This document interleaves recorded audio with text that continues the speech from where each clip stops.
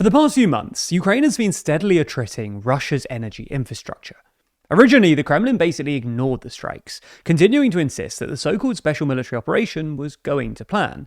However, the situation has now got so bad, with all but one of Russia's major refineries having been struck, and the majority of its regions now suffering from fuel shortages, that Putin has been forced to publicly acknowledge the crisis, admitting in a rare appearance on state TV that the shortages were causing, quote, problems. So in this video, we're going to explain how Ukraine manufactured a fuel shortage in Russia, and whether it might change Putin's strategic calculus.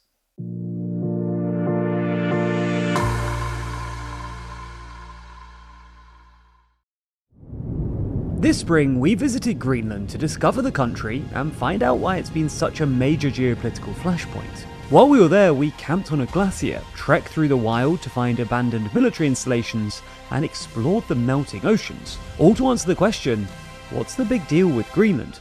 The documentary is now streaming exclusively to TLDR party members. You can sign up or watch the full trailer by clicking the link in the description. The main avenue by which Ukraine has put pressure on Russia's energy system is by striking Russian refineries. For context, refineries are plants where crude oil, i.e. oil pumped straight out of the ground, is processed into usable final products like diesel, gasoline, or jet fuel. Unsurprisingly, given its status as one of the world's biggest crude oil producers, Russia has a lot of refineries. But thanks to Ukraine's incessant strike campaign, fewer and fewer are in working order. This has been going on for a while now. Ukraine really started targeting Russian refineries in mid-2025, although the intensity of the strikes tapered off towards the end of the year. But the impact has really begun to bite in the past couple of weeks.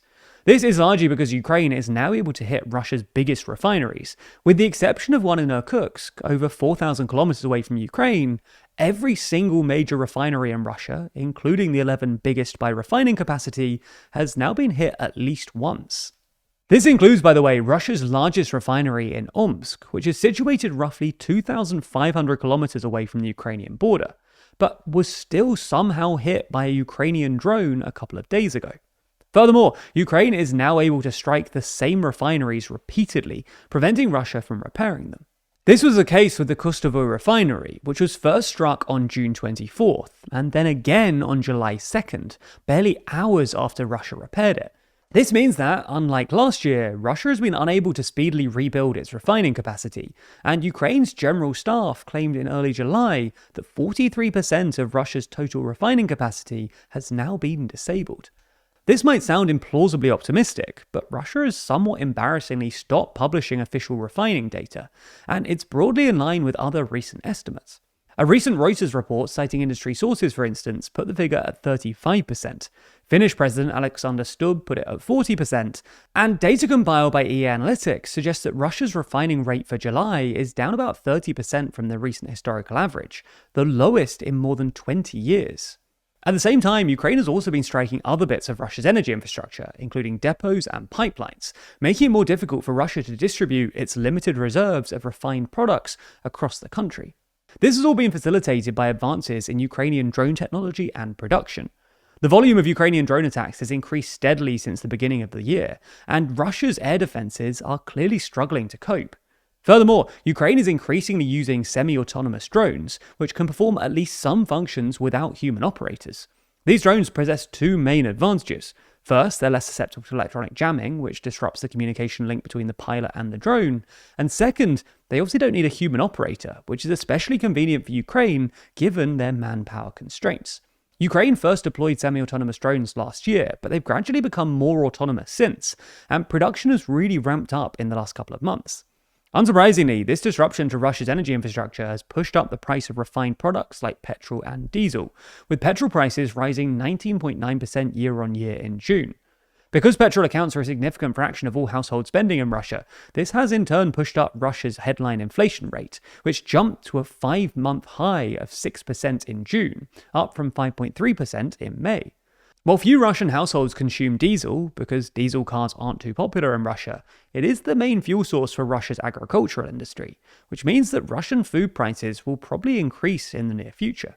This will all make it harder for Russia's central bank to cut interest rates, which were raised to an eye-watering 21% to combat the wave of inflation Russia saw last year, but have been coming down since, providing some much-needed relief for the Russian economy. The recent uptick in inflation threatens to reverse this trend, and will probably force the Russian central bank to either pause its rate-cutting cycle or even raise rates again. The higher interest rates would add yet another headwind to the Russian economy, which is already essentially stagnant. Furthermore, it's not just that prices are going up. In much of Russia, you can't even get your hands on fuel at all. An analysis by the Financial Times, for instance, estimated that roughly 35% of the entire population is currently experiencing some sort of fuel shortage, while a recent CNN analysis found that more than 50 out of Russia's 83 regions are suffering some sort of shortage. Russian social media is currently filled with videos of people queuing at gas stations, and several regions have even introduced rationing measures allocating different refueling days to cars with odd and even number plates, a throwback to the oil crises of the 1970s. One southern region has even apparently deployed Cossacks in traditional fur hats to keep order at filling stations, and a Siberian governor has ordered officials to provide hot meals to people queuing. While it's not an internationally recognized region of Russia, Crimea has been particularly hard hit. The peninsula first started experiencing shortages way back in May and declared a state of emergency, which included halting fuel sales to the general public in June, well before most other regions. Things have only gotten worse in the month or so since. Ukraine has continued to strike oil infrastructure in and around the peninsula, including, most recently, ships carrying fuel from the Russian mainland to the peninsula, and has now started to attack electricity infrastructure, triggering recurring blackouts. The Kremlin has tried to mitigate this crisis by banning the export of popular refined products, including petrol, diesel, and jet fuel.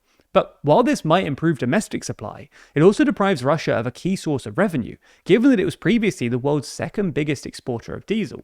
This will put yet more strain on Russia's public finances, at a time when the deficit is already running at about 4 times the size that the Kremlin originally forecast. As always, this doesn't mean that we should expect Putin to capitulate anytime soon, but it will put more pressure on him to end the war in some way or another, and his recent media appearances suggest that he is feeling the pressure. Now, as you're probably aware, it's kind of impossible to avoid talking or thinking about the big players that control our world, much like the ones we've spoken about in today's video. But it's not just the government leaders that impact our day-to-day life, it's also the big companies, and how increasingly difficult it is to avoid their influence. So I bet you're wondering how you can start taking back that control, and luckily we have a simple solution for you, and it starts with your email. While it might seem insignificant, your email is extremely personal to you, and it's important to keep hold of what's yours.